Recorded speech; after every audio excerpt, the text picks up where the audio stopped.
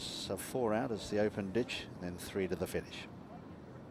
Well, Thaix is the favourite here, and he's proving popular at 3-1. It drifted out, putting cautiously 5-2 out to 11-4, but at 3-1 is the price, and I think that if you fancy it, you should take it. I can't see it getting any bigger than that. I don't see 130. If anything, I think the next price will be back to 11-4. So that's the favourite then, Thaix at 3-1. Of the rest, it's been quite quiet so far. There's been 1 or 2 little nibbles for Waterberg and outsider at 11-1. That's into 10-1, but basically this is about an open race which a few horses have been back, but nothing seriously. They're the outsiders. It's rumoured is a 25-1 chance. Unusual Suspect and Strong Magic are both 33s, but this favourite, Thaix, currently 3-1, but it's going 11-4 very shortly, I think.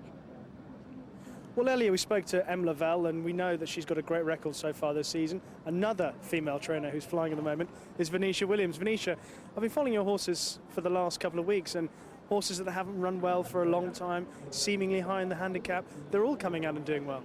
Yes, let's hope this fella does as well. What about Rudolf Rassendyll? Just having a look at him go around the paddock, Lydia was pointing out that he was just a little bit on his toes. That's right. I don't know what it is. I think something's kind of sparked him up. He was actually walking around quite respectably relaxed, but no, something's really sparked him up now. Fitness-wise, to the eye, he looks quite fit.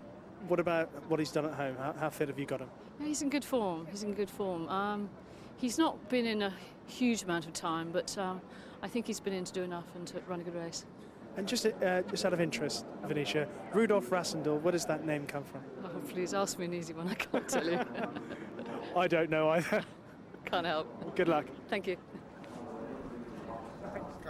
Well, if anybody at home knows who Rudolf Rassendyll was or is, then let us know. You can email us via the website bbc.co.uk/racing. The horses making their way out onto the course in this sunshine, making it just the most lovely day. You can see their skin is absolutely gleaming when they get in the sunlight, Richard. Yeah, very much so. There was a little bit of frost left when they went out for the first, and what will be the trouble tonight, of course, frost coming in on already rotated ground. You know, they've dug up ground. That'll be difficult. But let's concentrate on this. Super race over 3 miles. Strong Magic just being a little bit difficult coming out onto the course. But he's 13 now. He'll be 14 on January the 1st. He's probably saying, oh, I need a lead here. I don't know what to do. But he jumps for fun, you know. John Cornwall's horses mainly do.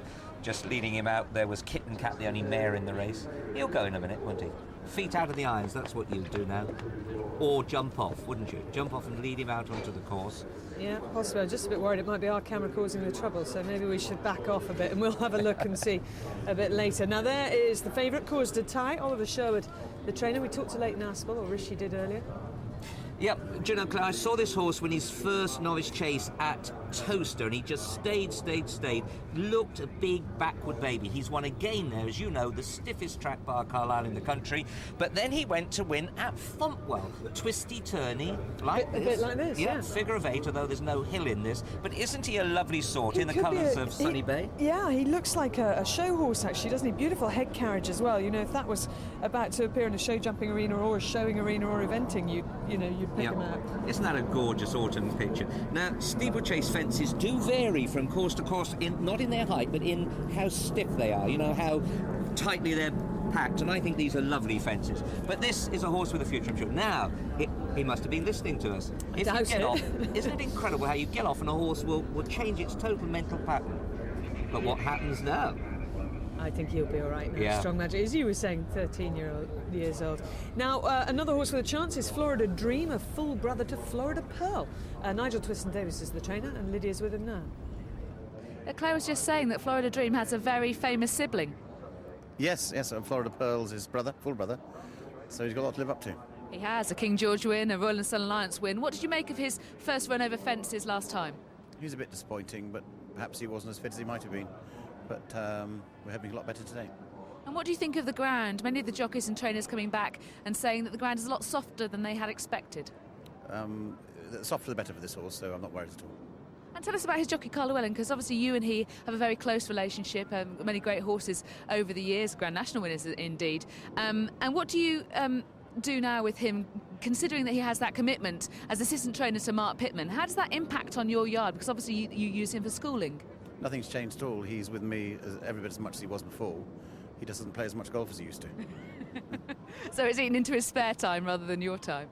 no, he does exactly what we want, so it's all fine. And did you find that he's the kind of jockey that's very interested in what he can learn from you as a trainer and put into practice possibly in his future career? Maybe. You'll have to ask him that.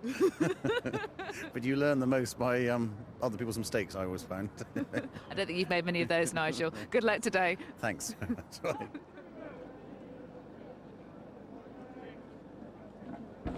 11-4 from 3-1, Thaix. The favourite, very popular, and there is some support for it here on the rail. So if you fancy it, 11-4 might be as good as it gets. I think that might be 5-2 pretty shortly. Myson's an interesting one, 7's into 13-2. They've supported that. And there's also been some money for It's Rumoured. That's an outsider that's shortened up from 25-1 into 16-1. But at the top of the market, Thaix, 11-4, and that's pretty solid. I would think that will be 5-2 pretty shortly. Well, Jockey de Gore is being back despite having pulled up last time and fallen the time before. Yeah, it was disappointing last time at Lingfield, you know. Never ever looked as if he was going to get into the action at all. But, you know, horses do change, different track, different sun in the back, feeling well. But he's got to go back to his form of last year to come into this. Paul Webber's horses, though, running well. Tom Doyle already with a winner this afternoon. Well, Jean-René Auvry trains It's Rumoured. And he doesn't train in France, does he? I was thinking, you know, like Francois Dumaine, who's got runner in the next. I thought, Upper Lambourn. Been there a long time. He used to break horse in for other people and then set off on his own. He's doing well. He's got that Irish Bellevue Kawa or something you can't pronounce. I can't remember his name. But he wins with that 2 or 3 this year. And this has been running very well. Off a low weight of 10 stone 6, Claire. 16-1 if you fancy a bit of an each-way bet. And there's Tony McCoy taking a ride here for Simon Burrow, a man who is a jockey, finished second in the Grand National on Just So, second to Minnie Homer. So AP doesn't take many rides that he doesn't think can win, if you know what I mean. And he's ridden this before. I think that's always a big pointer when the champ takes a ride for a stable that isn't a regular for him. I think it's a big point. You have to look for clues wherever you go, don't you? But he's won hurdle races, he's won chases. This trip is about... and a little bit less as well, so he's got a bit of speed, but he has got 11-12 here. Now the sunlight has been, if you've been watching racing at Cheltenham recently, you'll know it's been causing problems there, and I think it may be causing problems here as well. They may be dolling off a fence, I'm hearing, and I'm assuming it's because of the sun. Yeah, and Claire, the big test here is when you walk up to a fence, you do it at horse's eye level rather than jockey's eye level. Quite often the sun is just a big orb over a fence and it totally destroys your eyelight. A lot of people think it's the shadow, but more the orb over it. Oh, is it? I was about to say when you're driving this time of year, yeah, you drive in the sun, can't see a thing. They shouldn't let you out on the roads, I don't think. Well, there's no doubting that. Do you remember years ago there'd be people running around with flags? Let's hope they can see the arrows, the big fluorescent arrows that are going to tell them to miss out that fence. So, Jim, how many does that mean they'll jump now? Well, Claire, they were to jump a total of 18, so if they miss out one over 2 circuits, they'll jump a total of 16. So they're off and running for this 3-miler, the Blue Square Handicap Chase, and on settling down, it's Florida Dream who goes on here from in the early stages. They come to the first. Here's Rudolf Rassendyll just jumping it in second. In behind them, Kitten Cat was up there in the early stages, and one gone back in the field is Harry Collins. Heading now to the second, Florida Dream over on the far side, in the centre Kitten Cat, and closest to the camera, the blue jacket. Just walking away there is the rider Mark Nichols. Seems to be okay after that tumble from Harry Collins. He was holding his elbow though. The riderless horse is somewhere ahead of the field now as they head down towards the one I think that's doled off as just before the junction of the tracks. It may be the one after as they jump this one. It's out in front here.